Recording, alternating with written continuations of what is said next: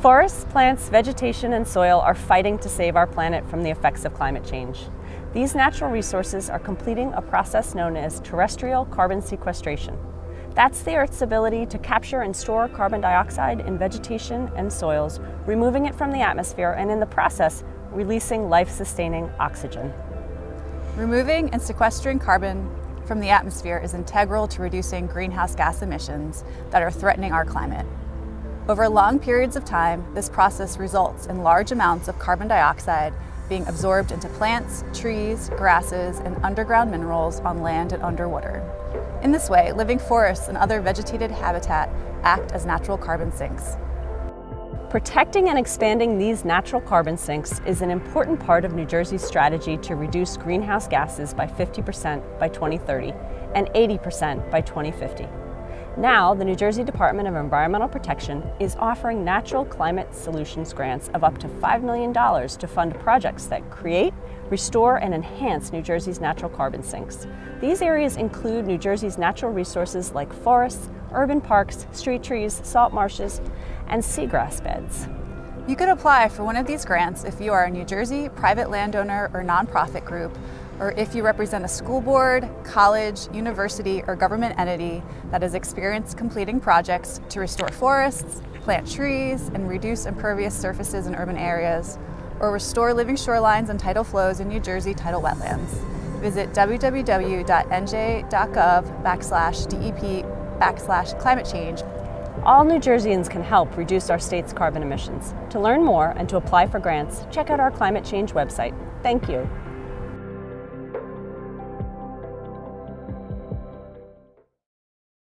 Hello and good morning. Thank you to everyone for joining us today. My name is Helene Barr and I am the Bureau Chief of the Climate Change and Clean Energy Program here at the DEP. I will be your host today for this Natural Climate Solutions RFP webinar.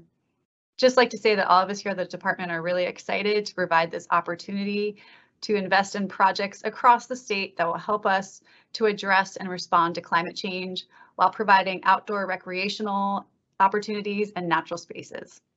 This webinar is meant to provide a high-level overview of the Natural Climate Solutions RFP, to provide information on the data submission requirements, the application process, and to provide an opportunity for interested parties to ask questions. Next slide. So before we dive into the presentation, a bit of housekeeping. This meeting is being recorded, and by being here, you agree to be recorded. This meeting will also be available on our website. If you have any questions, please just enter it into the Q&A. We will take questions after each portion of this presentation. And we also plan to develop an FAQ on this grant program. This will be available on our Natural Climate Solutions Grant Program webpage after this meeting. Next slide, please.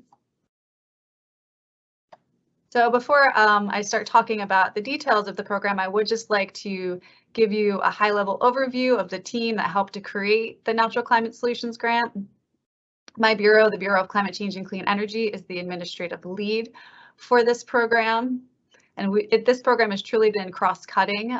We are also working very closely with some technical leads in other parts of the department, specifically with the Bureau of Forest Management and the Division of Science and Research. And they've really helped to provide a lot of that technical resources and information, and you'll be hearing from them today about the data submission requirements. Next slide. So here is a snapshot of today's agenda. First, we will give a general overview of the RFP, its purpose, the funding priorities and project types. Next, we will discuss the application process and requirements, the selection criteria and timeline. The technical experts will provide an overview of the baseline data requirements, and I will briefly touch base on the grantee responsibilities. We will also provide an overview of the New Jersey Department of Environmental Protection's system for administering grants electronically, which is known as Sage. And after each major section, we will have an opportunity to take questions via the chat. So how much funding do we have available? We have a total of $15 million in funding for blue and green carbon projects via this Natural Climate Solutions Grant Program. Funding for selected projects will range from a minimum of $250,000 to a maximum of $5 million. The scope of these projects should be 3 years with the option under certain circumstances to extend the project up to 5 years, and this will be at the discretion of the department. So New Jersey has very ambitious statewide greenhouse gas reduction goal targets. By 2030, the state is looking to reduce its emissions by about 50%, and our 2050 goal is even more aggressive, setting a target of an 80% reduction of greenhouse gases by 2050. And as you can see from this little chart, right now we're hovering around 100 million metric tons of greenhouse gases. To get to our 2030 goal, we're going to have to cut down to 60 million metric tons, and to the 2050 goal down to about 24 million metric tons. So these things are very ambitious, right? And the state has modeled pathways to achieve these statewide reductions, right? And I'm sure folks have heard of these things, right? We're looking to clean our electric grid through the deployment of more renewable energy. We're looking to transition our fleet to more electric vehicles and to decarbonize our buildings through wholesale electrification. However, even if we do all of these things, right, which will be really hard and tough, but we're going to do it, we're still not going to achieve our greenhouse gas goals without sequestering carbon. So carbon sequestration through New Jersey's natural resources, like its wetlands, its tidal marshes, and the forests, will play a critical role in helping us to meet these goals. Thus, we are looking to drive investment into these areas for their restoration and enhancement. And what's great about that is that it also provides a litany of co-benefits for every New Jerseyan. Next slide, please. So where does this funding come from? It's actually made available due to our participation in the Regional Greenhouse Gas Initiative, which is known as RGGI. RGGI is a regional market-based cap and invest program across 12 states in the Northeast and Mid-Atlantic. These states have all agreed to establish a carbon dioxide budget trading program that caps emissions and puts a price on CO2 emissions from electric generating facilities. In turn, that funding gets provided back to the state to invest in projects and programs to help meet its climate, clean, equity, and energy goals. By law, New Jersey is required to dedicate 10% of this funding to enhance the stewardship and restoration of the state's forests and tidal marshes that provide an opportunity to sequester or reduce greenhouse gas emissions. Thus, this program is utilizing that funding set aside for forests and marshes. Next slide, please. So we have developed two overarching project category types, which we are referring to as blue carbon projects and green carbon projects. Blue carbon is the catch-all term we're using to describe the tidal wetland focused projects. It is simply the term for carbon captured and stored by the world's coastal ecosystems. These coastal systems, though much smaller in size than the planet's forests, sequester carbon at a much faster rate and continue to do so for millions of years. Most of the carbon taken up by these ecosystems is stored below ground where we can't see it, but it's still there. Additionally, these systems help to make our shoreline more resilient to sea level rise and storms. So within this bucket of blue carbon, we're looking at 4 different project types. The first one being living shorelines. Living shorelines are a shoreline management practice that addresses the loss of vegetated shorelines, beaches, and habitat in the littoral zone by providing for the protection, restoration, or enhancement of these habitats. So eligible projects will focus on protecting the erosion of these carbon-rich soils and tidal wetlands. The second project type is looking at restoring tidal flows in tidal wetlands. So restoring these tidal flows has a lot of different benefits. Eligible projects will focus on increasing salinity to decrease methane production. Methane is a very powerful greenhouse gas. And in some cases, restoring tidal flow may also target increased sedimentation and vegetation cover. Our third project type is tidal salt marsh vegetation restoration. So these eligible projects will increase the cover of native salt marsh vegetation and brackish and saltwater tidal marshes to increase carbon sequestration. And last but not least, we have an SAV restoration project type. So these types of eligible projects will increase the cover of native submerged aquatic vegetation in waters with salinity over 18 parts per thousand to increase carbon sequestration. And we understand that projects might do 2 of these things, they might do all 4 of these things, it might just be one project, so keep your mind open when applying about how you can best fulfill these project types. Next slide, please. Our second bucket of projects we are referring to as green carbon. This really just means it relates to forests and tree canopies. Forests are obviously widely recognized as important carbon sinks. These ecosystems are capable of capturing and storing large amounts of carbon dioxide. We all know that old growth forests play a really important role in storing carbon, but younger regenerated forests also do as well. They typically can pull a lot of carbon from the atmosphere. Thus, for this initial round, we're really focused on forest and woodland restoration and enhanced urban forest canopies. We have two different project types that will be eligible for funding.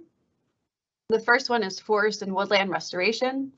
These eligible projects will establish or reestablish forest communities and reset carbon sequestration trajectories with resilient native vegetation. Such projects may occur in existing degraded forests or formal agricultural fields or other deforested areas. Generally, a degraded forest is a forest that has lost its capacity to provide important functions and values to people and nature. The second project type is urban forest canopy and water quality enhancement projects. These types of projects will establish and maintain trees and reduce impervious cover and stormwater runoff while promoting groundwater recharge in urban areas. Here we define urban lands as any land that has houses, buildings, and pavement and other areas that are essentially impervious to infiltration of rainfall. So really we're looking for folks that want to take up all that impervious surface and plant some trees and bring back that natural lush environment. Next slide, please. So what are the funding restrictions with this grant program? So because it's utilizing RGGI auction proceeds, we are probably a bit looser than some of the other maybe federally funded programs that the department has done before. In this case, funding cannot be used for purchasing land or major capital improvements, to purchase promotional items, or the purchase of plants that potentially are native or invasive species or that are listed as rare or endangered by the New Jersey Natural Heritage Program. In the RFP, we have provided links to lists of these types of species just to make sure that everybody's on the same page. Next slide, please. Eligibility requirements. Again, we're trying to encourage as many applicants and project proposal as possible. Thus, we have a very open-ended eligibility requirements. Eligible applicants include state, county, and local government units within New Jersey, including state government agencies or school boards, New Jersey university and colleges, interstate agencies of which New Jersey is a member. Private landowners owning property in New Jersey must provide at least a 25% matching funds though. And last but not least, nonprofit organizations can also apply. And we're also open for folks that want to do partnerships. So you can have, partner that's a nonprofit with a private landowner or with a public landowner. And in the application process, we lay that all out, and we'll just have to know a little bit of background information on each one of those. Next slide, please. Okay, so how will we be evaluating and ranking our applications? We have developed a 10-point criteria that we will be looking at. Within the RFP, if you refer to Appendix B, there's greater detail and discussion of these points, but I'm just going to touch briefly on them. And the one thing I would like to note is the things that are of the highest point value. Carbon sequestration potential, very important for this grant.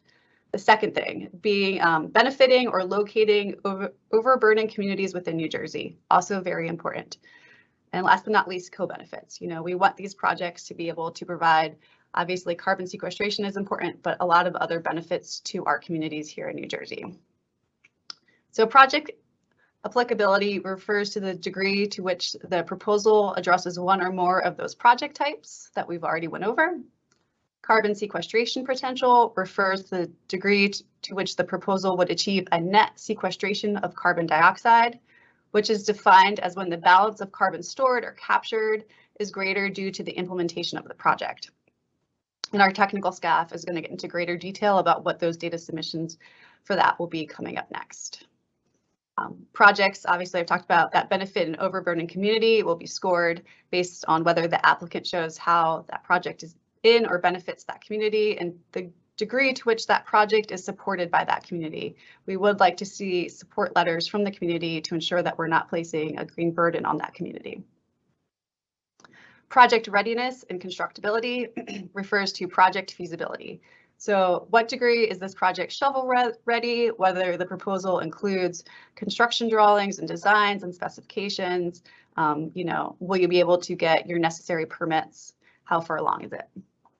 Capability refers to the degree to which the applicant has demonstrated an ability to manage and complete projects successfully in the past. Budget means we're just going to be looking at the level of detail and information in your budget. Cost effectiveness, we'll be evaluating how cost effectively you're sequestering carbon, right? So that's going to be measured by a price over lifetime carbon sequestration potential in metric tons. Leverage, as always, if you bring something to the table, we're going to be taking that into consideration. So to the extent that you can provide funding of your own to support these projects, that would help you rank higher. And as I mentioned above or before, private landowners are expected to match about 25% of the funding to be eligible. Schedule, we'll be looking to see if the proposal meets the requirements for the implementation schedule and the level of detail provided. And then co-benefits. So this is defined as our social, economic, and environmental benefits that will be realized due to the implementation of the project beyond the primary benefit of carbon sequestration. Co-benefits include, but are not limiting to, creating new outdoor recreational space, enhancing habitats, increasing resiliency. Next slide, please. So to assist applicants, we have linked to the various tools and mapping applications. One of these tools is New Jersey DEP's Overburden Community and Environmental Justice Mapping Tool. You can use this to determine your project location and if it could potentially benefit or be accessible to an overburdened community. Next slide, please. And as I've stressed already, co-benefits are really another critical consideration for evaluating applications. Within the RFP, we have provided 10 co-benefit categories along with mapping tools for applicants to utilize.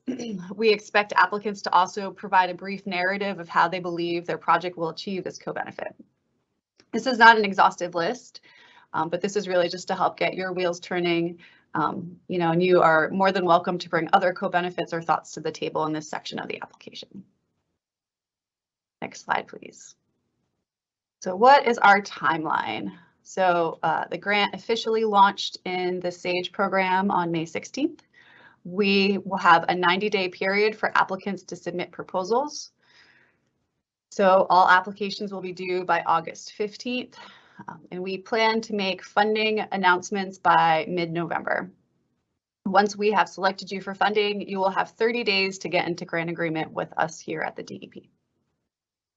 Next slide, please. All right, so if you are selected, what are some of the things that you can anticipate needing to do? Again, this goes into much greater detail within the RFP. I'm just going to touch on a few of these things. Applicants will be expected to submit progress reports and financial reports to the department on a quarterly basis, right? And this is simply just to provide us with an update and explanation of the project status to make sure that you're moving along in your project and there's not going to be any unforeseen delays. This is all done via the Sage portal.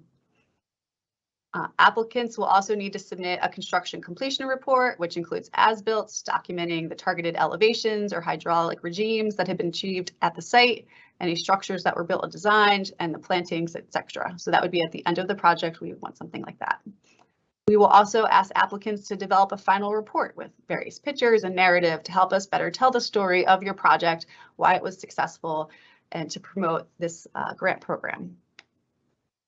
I would also like to note that applicants will need to submit a letter of resource commitment to ensure that the landowner is on board with the project, and that if you are selected, if you don't already have some sort of conservation restriction that would ensure the protection of the project on your land, we would be working with you to develop one, right? So we're going to be investing all this money. We want to make sure that the project stays there for a good amount of time. Next slide, please. Okay, and so with that, we are at our first Q&A section.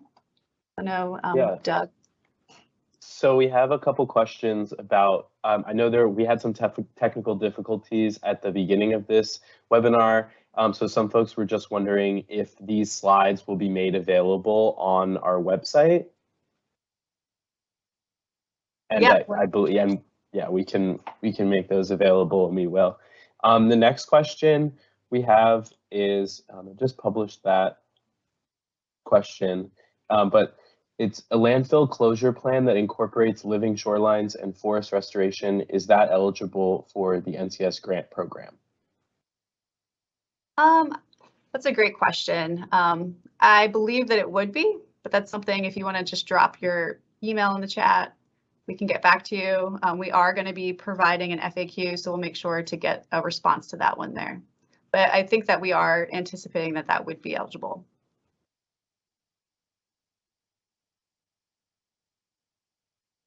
Okay, so then our next question that we have is, for private landowners, may 25% matching funds come from hours worked, or is it purely monetary? I think we were looking for monetary match. Unless Mattia, do you have something?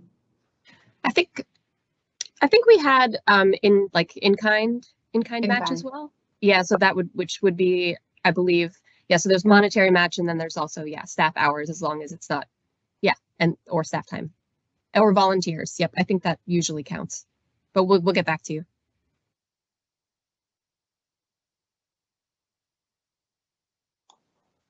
And our next question is, does the RFP include resources for calculating carbon sequestration of a given project? Yep, and that will be the next section that we talk about.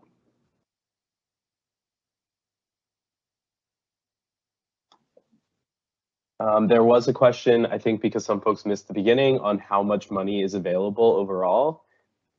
Okay, so it's $15 million for this first round. We are looking for projects that are $250,000 upwards to $5 million. So we're looking for some, you know, a mix of large and small projects. Okay, there were a few more questions we had about, is an environmental commission considered a local government unit? I think you would need to work with your municipality, but yes, you would put in an application with them.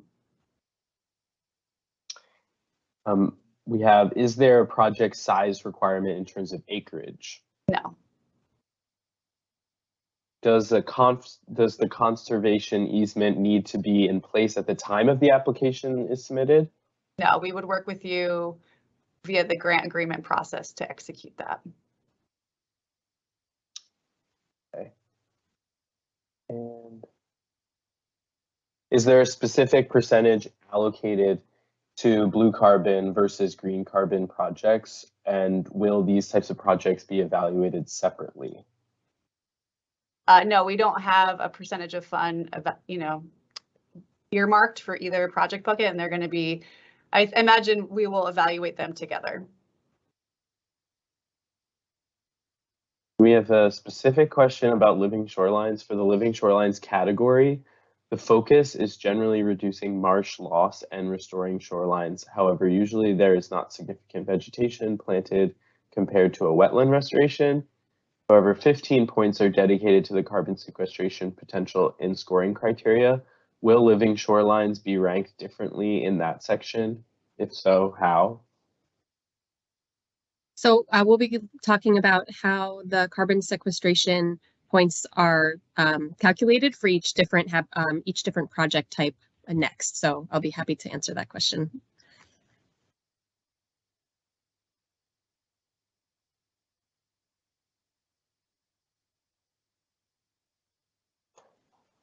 So we have some other questions, but I think they may be answered at other points of the rest of the presentation.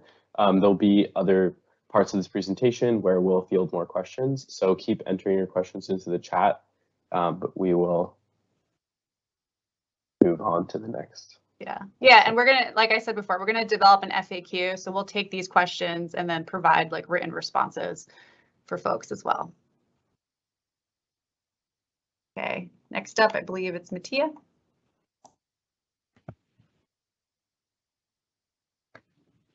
Okay, so next we'll be talking about the baseline data that's required for the proposals. So let's see, and by talking about that, we'll get into a little bit about the different project types that will be considered. So I guess next slide. Okay, so first I will be talking about the blue carbon projects. And so one of the things that we'll need is to know where your site is, and it'll be especially helpful to us to also have a sense of how your site will be affected by sea level rise in the future, because that will be important for us to note. So we are asking you to submit a map of your site showing the marsh retreat combined classification from SLAM modeling in NJ Flood Mapper. And I think there's a link to it, to this mapping system in the RFP. And you should just feel free to reach out if you have trouble finding this specific layer. But pretty much what we're going to ask you to do is to go to the website, go to this particular layer, take a screenshot of it, and then draw your site around it and submit that. So it's, yeah, the project boundary on top. Okay, next layer, please. Or next slide, please. Okay, so in terms of blue carbon, so as Helene mentioned, for blue carbon, we're talking about carbon that is pulled out of the air by plants and then stored in both the plants and in the soil. So we're going to be looking at 3 different main sort of mechanisms for this. So the first is increasing vegetation in areas that have salinity over 5 parts per thousand. So in tidal wetlands, there's a lot of carbon that's sequestered in all wetlands. But in freshwater wetlands, they also emit methane, which is a much more powerful greenhouse gas than carbon dioxide. And so the general thinking is that in freshwater tidal wetlands, there sort of isn't a net benefit in terms of the greenhouse gas warming potential. So we'll be focusing on areas that are above 5 parts per thousand. But there's an increase again in net carbon sequestration above 18 parts per thousand. So your project will rank better if it's in an area that's above 18 parts per thousand. As part of that, because of this mechanism of decreasing methane emissions as you increase in salinity, we are looking for projects. One of the project types is to restore hydrology in areas that may be impounded. So if you have a lower salinity at your site because of tidal restrictions, and your project is to remove those tidal restrictions and increase the salinity, that would be a good blue carbon project. So again, increasing salinity is one project type. Another project type is to sequester the carbon that's already, to protect the carbon that's already sequestered at your site. So this is the living shoreline question that you were asking before. It has taken thousands of years for salt marshes to sequester carbon in the soil. And if you have rapid rates of erosion in your marsh, a significant portion of the soil that's eroded will re-release carbon back into the atmosphere. So living shoreline projects will rank quite highly, especially if they're in high salinity areas.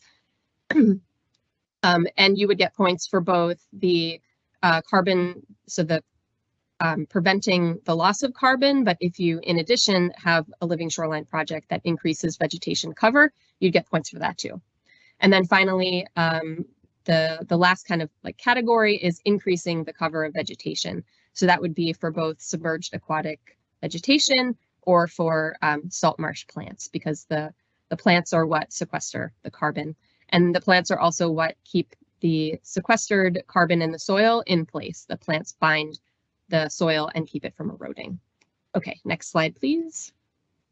So again, as Helene mentioned, you can combine different project types. You know, often we'll see living shoreline projects combined with vegetation increase projects. So if your project contains any of these components, you should fill out these tables. And this will allow us to calculate the carbon benefit. So you don't have to do the calculation. That's something that we'll do on the back end. So for a living shoreline project, we want to know what the salinity at your site is. Ideally, that would be measured several times in the local tidal water body using a refractometer or a digital handheld meter. There, you can also find an estimate on the Living Shorelines app of the Coastal Resilience Mapper, and we provide a link there. So we want you to provide the value and then also the data source. We want to know the length of the shoreline that you are going to be restoring or protecting. We want to know the historic rate of erosion, which can be calculated using Google Earth. You know, there's imagery over time, so calculate a rate. We want to know the acres of marsh that would be lost per year, and so we have the calculation for that. So it's basically how many acres have been lost over a 10 or 20 or 30-year period, and then divide that by the number of years. Let's see, and then convert that to acres. We want to know the target plant species that you plan to have as part of your living shoreline. And we want to know the acres of vegetated marsh that will be added by the project. So if you're building out, you know what that is. Next slide, please. Okay, so for projects where you're restoring tidal flow, again, the blue carbon part of this, the main goal will be to increase salinity. So we want to know the current salinity at your site where that's been degraded by restricted tidal flow. So again, that needs to actually be measured at site. And then we want to know the proposed salinity as a result of the restoration project. So that would be, what is the salinity in the estuary that will be flooding into your site. We want to know the acres of marsh that will have increased salinity as a result of the project. And then if that is an area that's unvegetated now and you expect it to be vegetated in the future as part of your project, how many acres of vegetation will be gained? And again, list your data sources. Okay, next slide, please. In some cases, your project the main goal of the project may be to increase salt marsh vegetation, and there are a number of different ways that this could happen. So that could be a thin layer replacement project, it could be a planting project, it could be a runnel project. All of, it doesn't matter how you do it, but if your goal is to increase salt marsh, native salt marsh vegetation, then we'll want to know the acres of vegetated marsh that will be added by the project. We'll want to know the salinity at the site and the target plant species. So again, list the value and the data source. If it's applicable, target plant species, you don't need a data source for. Okay, next, please. Okay, so for submerged aquatic vegetation, we are looking for the salinity at the site and the acres of submerged aquatic vegetation that would expect to be added and the species that you would plan to plant. Next slide, please. Okay, so for the most part, when we're doing the backend calculations, we will be using carbon sequestration rates and methane emission rates that are representative of the state, the entire state. So we'll be using kind of one number for the whole state. But it's really, these things are really actually quite variable. So if you already have carbon sequestration rates calculated for your site, so maybe someone collected soil cores and radiocarbon dated them, and so you have information about carbon sequestration rates, or methane emissions have been measured at the site, you can feel free to provide us with that data, and we're happy to use your more site-specific data. And if you have any questions about that, please feel free to reach out. Okay, next. Okay, questions. Okay, so we have some questions in the chat specifically related. We're going to answer questions related to the blue carbon projects right now. The next part of the presentation will address the forestry green carbon projects. So one question we have is, okay. So can you also focus on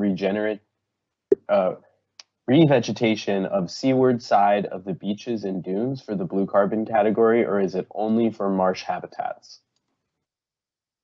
At this point, it's only for marsh habitats, but we can, that's definitely something that we can, look into. So this is the ocean side, vegetation on the ocean side as part of dunes.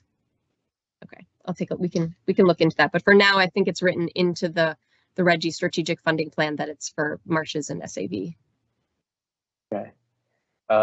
We have another question. Could the living shoreline include removal of a deteriorating bulkhead that needs restoration and instead replace it with a living shoreline linking the natural areas on either side? Absolutely. Okay. There are also a lot of questions about whether these grants could could request funding for planning or permitting. Helene, do you want to Yes. keep that one? Yep, I can. So we 100% want these grants to go towards implementation, right? So at the end of the day, like we want this thing built in the ground, sequestering carbon. So we are open to projects that need assistance with planning and design, as long as it includes the funding as well for final construction. But I will be honest that we're probably going to prioritize those projects that already have designs. But they will. Ideally, the department is hoping to develop a pipeline of projects to continue to support this grant program, and so we are thinking about ways to develop and support planning and design in other ways. But that being said, I don't want to discourage you from applying. I think we want to see as many applications as possible. I mean, we're not really clear how big the pipeline is and if there are sort of shovel-ready projects out there. So. And we have one more question about whether natural/living shorelines also include hybrid shorelines. Yes. Yep. Yeah. If it's preventing the erosion of tidal wetland soils, and it's classified as a living shoreline based on regulatory requirements, which includes hybrid solutions, then yes. Mm-hmm. Okay, I think that's most of our blue carbon questions for now. We'll answer any more general questions about the grant later on in the presentation.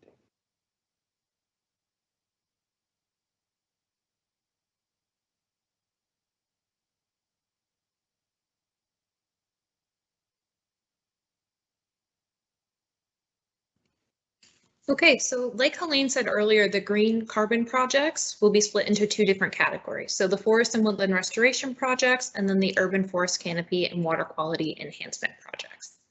Next slide. So we'll talk about the traditional forest restoration projects first. We're asking for 3 different components to be able to assess the carbon benefits for these different grants. And those will include a full forest or stand inventory of your site, 3 projected scenarios in the U.S. Forest Service Forest Vegetation Simulator, or FVS, that will include a no management scenario, a management scenario, and then a forest carbon risk scenario. FVS is a nationally recognized program that uses allometry to calculate carbon, so this is the program that will run the carbon metrics based off of that inventory that you're providing. And thirdly, we would like a written synopsis of the carbon benefits of your proposed management project that are utilizing numbers from your FVS outputs. Next slide. So to give a little background on the inventory portion of the application, your inventory should include enough plots to provide a 15% sampling error at 68% confidence, and that error range mostly applies to that overstory data. We're also asking for overstory inventory data, advanced regeneration data, and understory data to be included.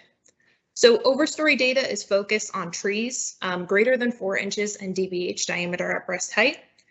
And we're looking for things like tree species, tree diameter at breast height, tree height, and then for a representative tree from each plot, the age and tree growth at the past 10 years. Advanced regeneration data includes what we would call tree saplings. Essentially, these are trees that are less than 4 inches at diameter at breast height and greater than 4.5 feet tall. And for this, we just need to know the species that are present and a count or the number of stems per each species. And then finally, we'd like to look at understory data, which would include all of our tree seedlings. This lets us know a lot about regeneration on the site. So this would be any tree seedlings or trees that are under 4.5 feet tall. And we would need to know the species and a count of those species. I'll point out too, in this discussion about inventory, because timelines are tight and we recognize that inventory takes effort and work, and that there may be many applicants out there that already have inventories, and you may be looking at this and saying, well, I have most of these things, but not all of them. It is okay to supplement if you have an existing inventory. Just keep in mind some of the statistical guidelines, and if you can get it into the Forest Vegetation Simulator. The Forest Vegetation Simulator is freely available. You don't have to pay any money for it. You can download it from the USDA Forest Service. And they also have blank databases available that you can slide the data into to be able to run it. So if you have to take some supplemental information to answer these questions, that's fine. Also, if there's a good statistical reason why you can't make the 15% sampling error with 68% confidence in basal area, and that's statistical, not I don't have enough information, but if you have a good statistical reason for that, if you put that in your project synopsis, that is something that we'll consider. Next slide. So some notes on the forest vegetation simulator models. We're looking at 3 distinct projected management runs. So the first one's kind of your no action alternative. The reason why we're asking for this is oftentimes you might do an activity in a forest, or your project may have the short-term benefit. You may not have an immediate short-term benefit, so we want to evaluate that, for the duration of the project, or at least by that 2050, the 2050 guideline year, your planning horizon. So forest vegetation simulator allows you to do that with a realistic growth model, and it also allows you to account for tree mortality along the way. I saw there was a question in there about, for instance, deer fencing. You can reflect that in impacting the regeneration. So although there isn't a full establishment model in the northeastern variant of this, you could simulate regeneration in that, and the tree growth would be reflected accurately, as long as you provide a decent site index. So we would like a no management scenario, a scenario where your proposed activities are being executed within that planning horizon, and then forest carbon risk run. Now, what we're not asking you to do here is estimate the probability of the worst case scenario happening. That we recognize that is kind of beyond the scope of these projects. So logically, you would you'd simulate that worst case scenario. For example, if your concern is southern pine beetle wiping out a forest, show us what that would look like in your simulator. The simulator does have options to be able to simulate that kind of thing happening. And then in your project narrative or your project synopsis, describe why you're picking that site. So you can qualitatively talk about that risk. We're not asking you to actually run actuarial statistical analysis to be able to estimate the probability of that. Like I said, that's outside of the scope of this grant. But the idea of being able to describe, okay, why you've picked this area and why you feel this is a risk for that worst case scenario for comparison. Next slide.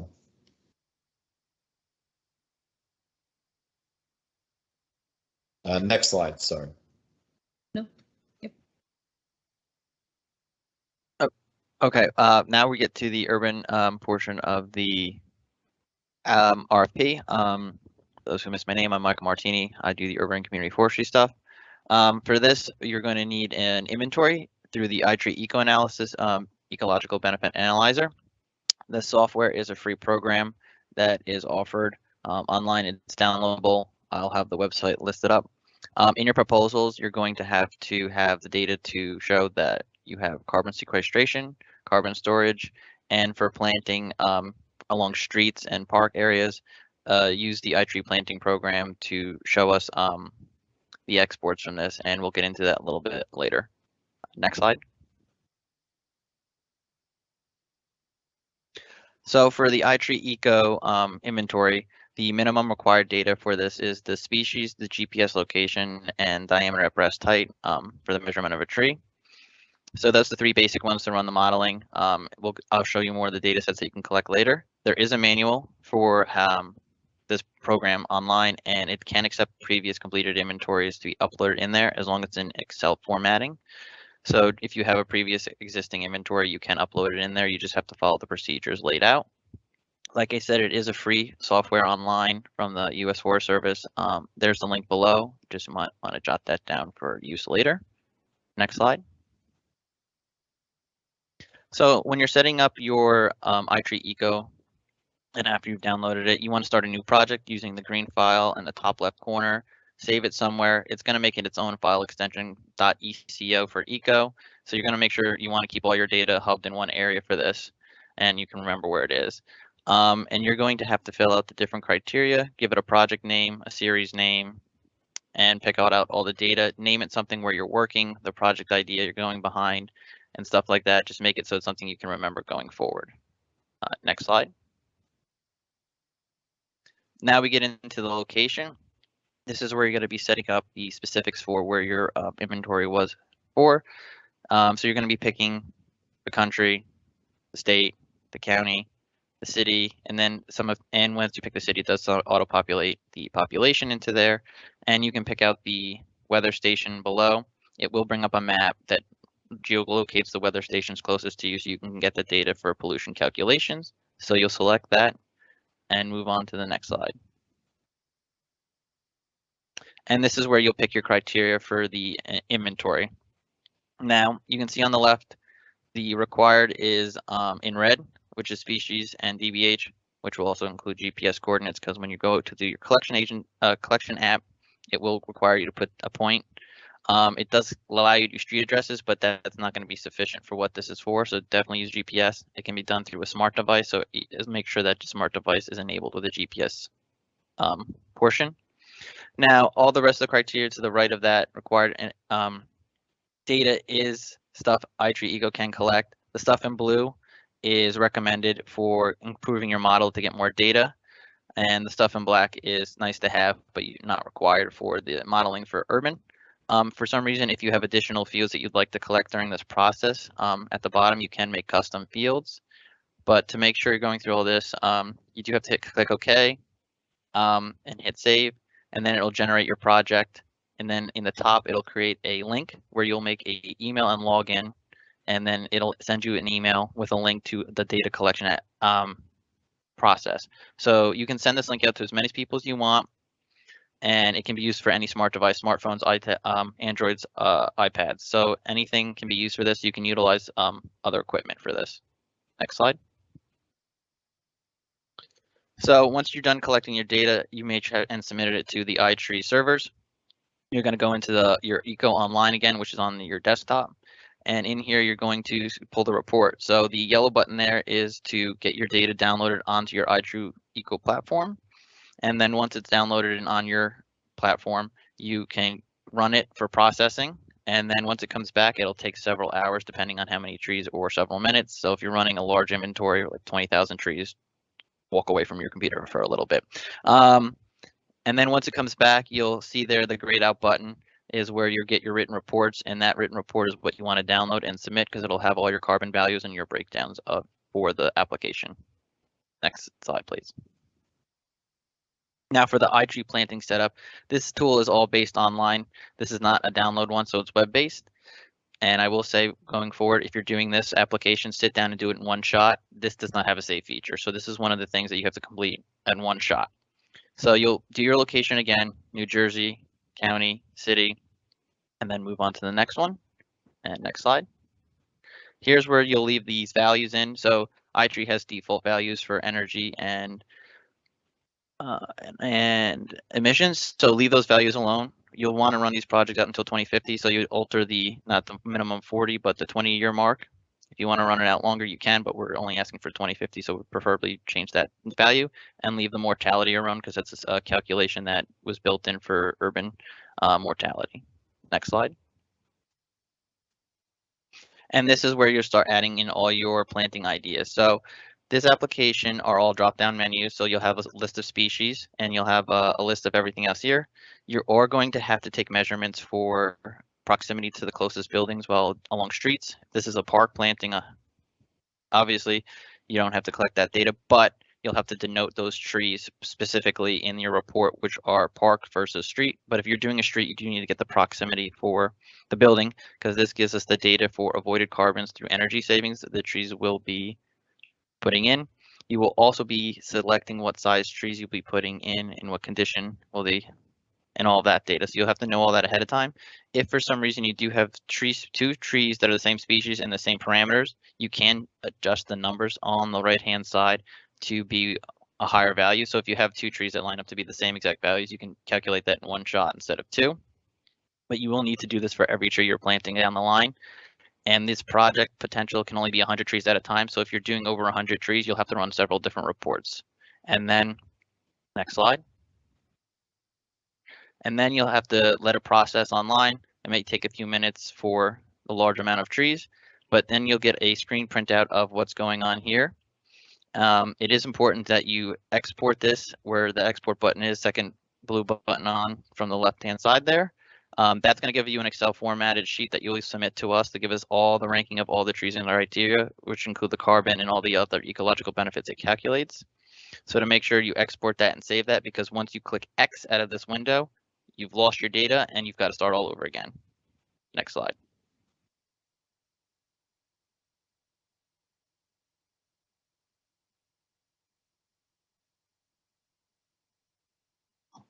Okay, so we'll go into questions about the green carbon projects now. One question we have from Ron is, if we want to build several rain gardens and plant trees in local schools and public properties, do we need to have design drawings ready to go, or can this project involve auditing sites, then preparing design plans? Also, will the project provide funding for final construction? So ideally, like I was saying, we would prefer that you guys already have the designs ready to go, but we are open to all types of applications at this point. But at a minimum, we absolutely need it to be constructed. So the funding could take you through the whole scope of the project. But we are really looking to the extent feasible that these projects are out there, things that are more shovel ready. We have a question. What if you're replanting an old field? Is there no inventory required? Excellent question. No, you don't actually have to. You wouldn't have to measure a tree, or what you can do, measure trees in the old field.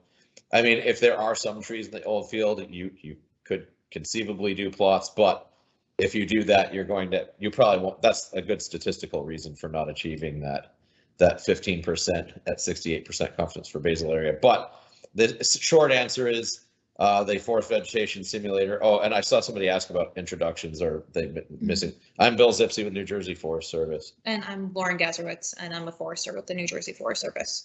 So FVS will allow you to simulate bare ground, and you could put a planting. My only advice for you, if you do that, mind your site index. And so you can enter that manually for a tree species. So obviously do it for one that you would be planting in. It can port them over too. So if you look at like county soil maps or Surgo soil maps from NRCS, and you pull a site index from there, you can use one of the species in there. And then you could plant it as, quote unquote, plant it as a management activity on bare ground. And yes, that's fine. And you don't necessarily have to have an inventory if that's what you're doing. Just provide your simulation results. Okay, so we have another question. For green carbon, is there a minimum acreage/area for the application? And is maritime forest included in this? And if not, would it get considered if combined with the blue carbon project on the same site? No minimum acreages. Basically, Helene went over sort of the minimum requirements in terms of making a proposal. So no minimum acreages, and yes, maritime forests would be considered. So just in your narrative, in your synopsis, talk about those risks and be able to qualitatively and quantifiably discuss those. We have a question that the RFP states that only native species can be used, and specifies that cultivars of native species are also not allowed. Do those restrictions apply to urban forestry projects?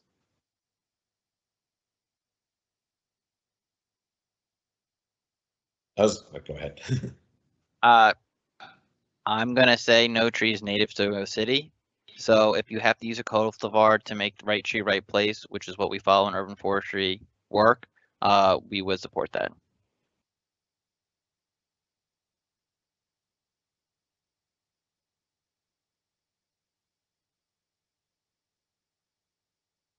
And we have a question.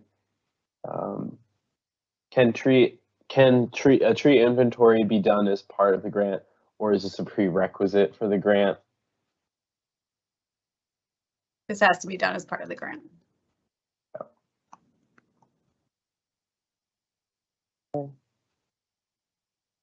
Would meadow restoration require Itree Eco data? So Itree Eco is for urban areas. A meadow would not work for that.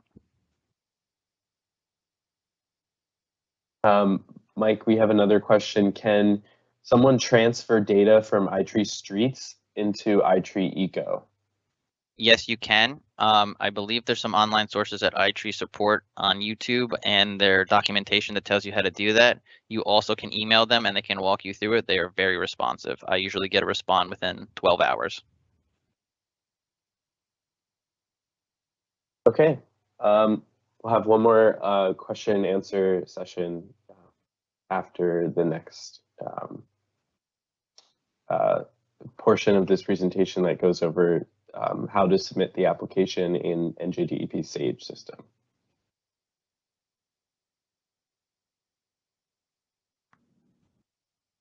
So real quickly, one last slide here from me before we get into the Sage system. I would strongly encourage everybody to review Appendix A in this RFP. We have gone to great lengths to really spell out what the application process is like, what we're specifically asking for.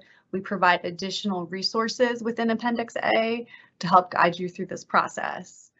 Later on, we're going to show a slide with an email contact for us. You know, I also encourage you, if you have any follow-up questions, to use that email contact. Additionally, in the other appendices, you know, you can review the scoring criteria in Appendix B, our maintenance plan guidance in Appendix C, our monitoring plan guidance and template in Appendix D. And for monitoring, we simply want you to monitor the project to make sure it's being planted and it's functioning well. Long-term monitoring is not required as part of this grant program, but providing access and permission for DEP to come in and potentially do monitoring in the future is something that would be required in this grant. We also have templates for the various reporting. So if you want to see what you're getting into before you apply, check out those templates.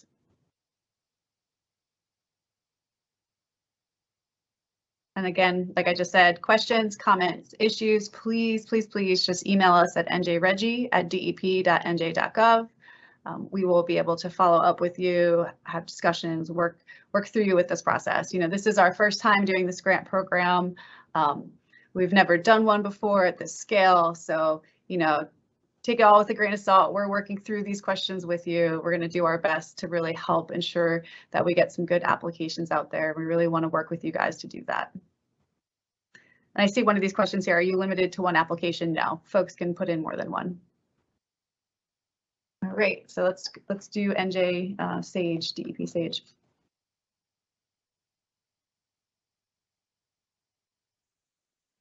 Hello, my name is Matthew Rivas, and today I'll show you how to navigate DEP's electronic grant management system called DEP Sage. If you've applied for other DEP grants, you will find that this format is similar in nature. If you have any questions as I go through my presentation, please feel free to put them in the Q&A box. I first want to point out that other state departments use similar Sage systems, such as the New Jersey Department of Community Affairs, which they call Green Sage, and the state of New Jersey, which they call Blue Sage. The Blue Sage houses the Department of Transportation, Department of Health, and other state departments, but DEP Sage system is independent and not connected to these other systems.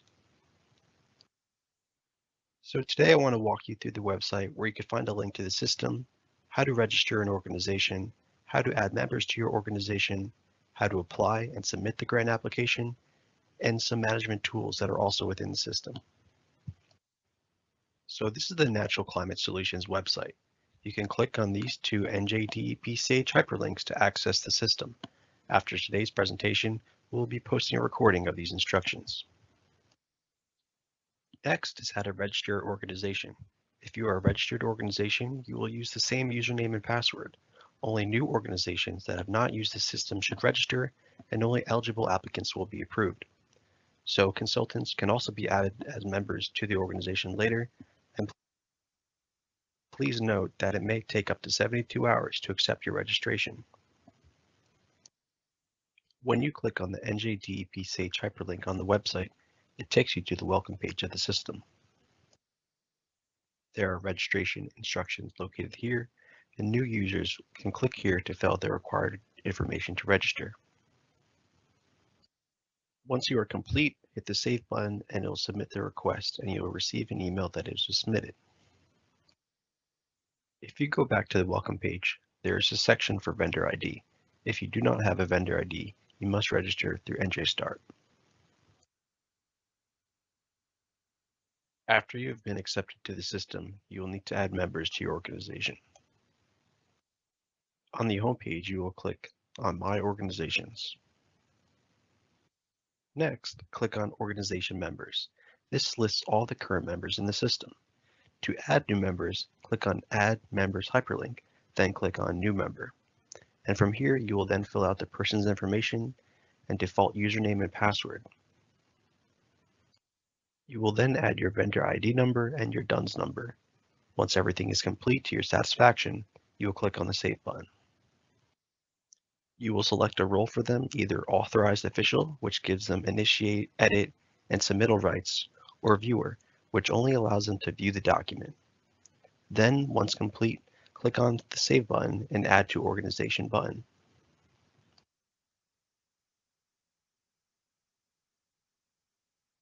Some key points to remember are, at a minimum, you must have the contact information of the contact or executor of the grants, the financial officer, the project manager, added as members to your organization. This will be needed for the application. If there is a consultant helping you with the application, you can also add them as members as well. Next, you must email each member their default username and password. The system will not notify them. The members can use their username and password under the My Profile section of the homepage.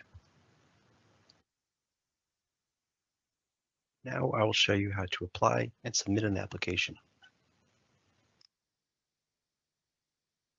On the home page, you will go to the View Available Opportunities and then click on the View Opportunities button. You will search for the grant you want to apply to, and in this case, it'll be the Natural Climate Solutions Grants 2022. After clicking on the Filter button, the opportunity will show up and you will click on the Apply Now button.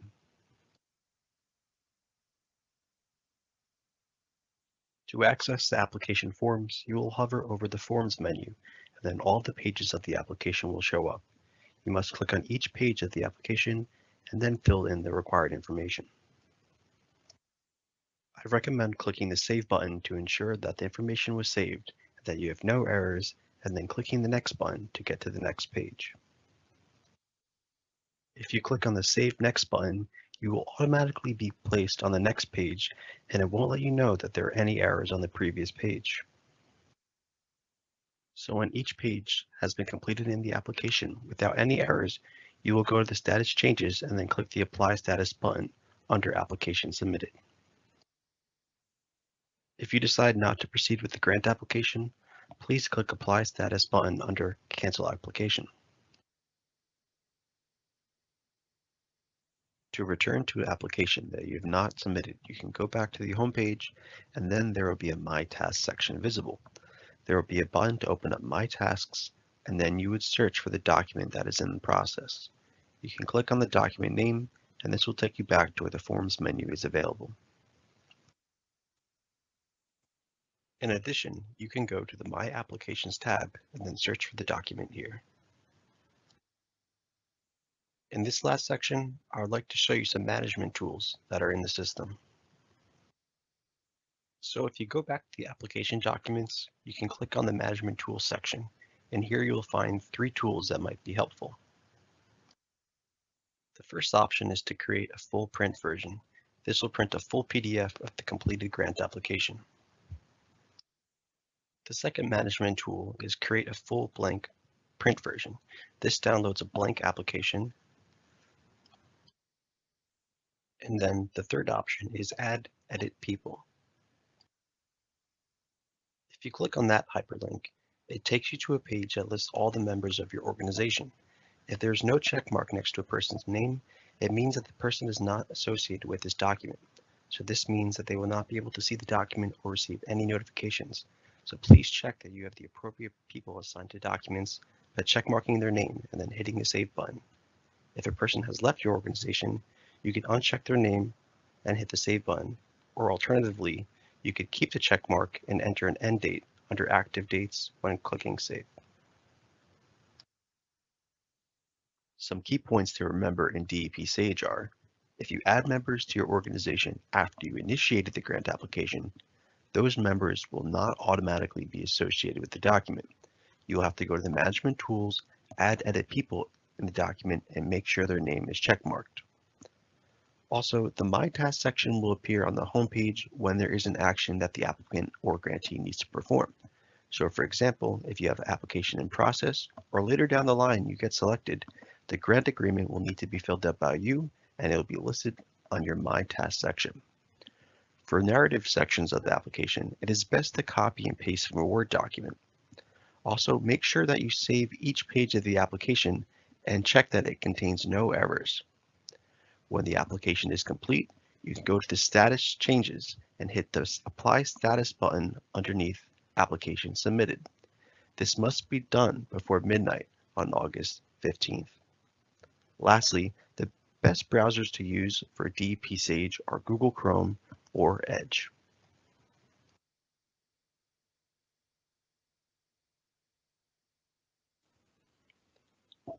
All right, so at this time, we're open to take any questions on DEP Sage.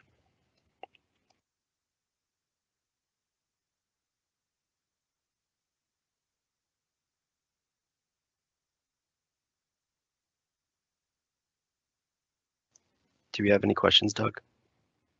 We don't have any new questions on DEP Sage. Moment. All right. And again, if anyone wants to reach out to NJ Reggie account, we'll definitely be able to help you out with anything that does with Sage.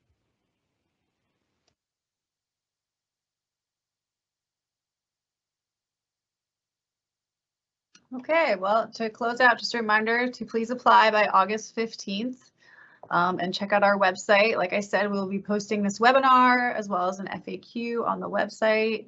And again, just shoot us an email if you have any burning questions. And thank you so much for attending today. We really do appreciate it.